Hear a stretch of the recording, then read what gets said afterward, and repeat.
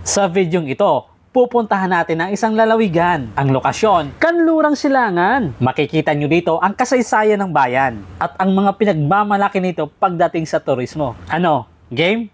Tara! Dahil walang pasok ang June 17, napagpasyahan naming puntahan ang isang bayan na matatagpuan sa lalawigan ng Aurora. Alas 11 ng gabi, dito kami nagkita-kita. Magmula dito, papuntang Baler ay halos 6 na oras ang biyahe. Pagkatapos na-verify yung aming mga tiket, pinuntahan na namin agad ang aming mga seating arrangement. Sabay bigay ng kumot, panlaban sa lamig, na may kasamang tubig at biskwit. Nasa EDSA pa nga lang kami, pinatay na ang mga ilaw para sa mga gustong matulog habang nagbabiyahe. Sadyang may kadiliman nga pala dito. Tanging nararamdaman ko lang ang kurba-kurba naming dinadaanan. Matapos ang 4 na oras at kalahati, napansin ko na ang mga liwanag na nagmumula sa mga bintana ng aming sinasakyan. Narating na pala namin ang bayan ng Baler. Kaya naman, ginising ko ang iba kong mga kasama. Habang ako'y nasa labas, pinagmasdan ko ang bayan at sinabi ko sa sarili, ibang-iba ito sa aming pinanggalingan.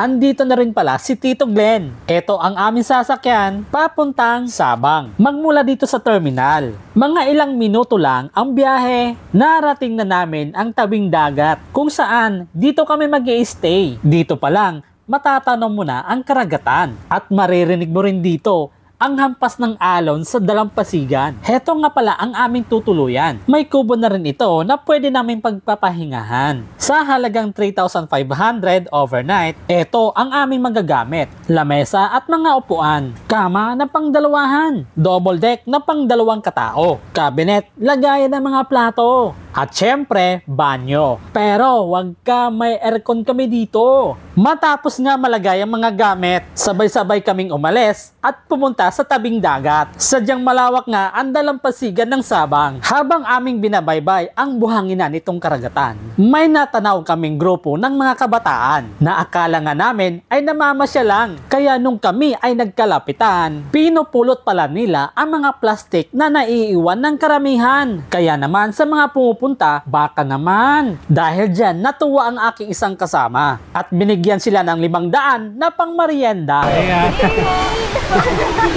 Matapos nga namin masilayan ang karagatan sa kaumagahan, sabay-sabay kaming umakyat at pumunta sa mga tindahan. Eto nga pala ang Baywalk ng Sabang. Maraming namamasyal dito tuwing pag-angat at paglubog ng araw. Walang problema kung wala kang budget dito kasi may mga pandisalan, lugawan at mga paresan dito. At kung sobra-sobra naman ang inyong mga budget, may mga restaurant din dito. Pagkatapos nga namin bumili ng pandesal, dumiretso na kami sa lugawan. Hindi naman sa nagtitipid, sadyang wala lang talaga kaming budget.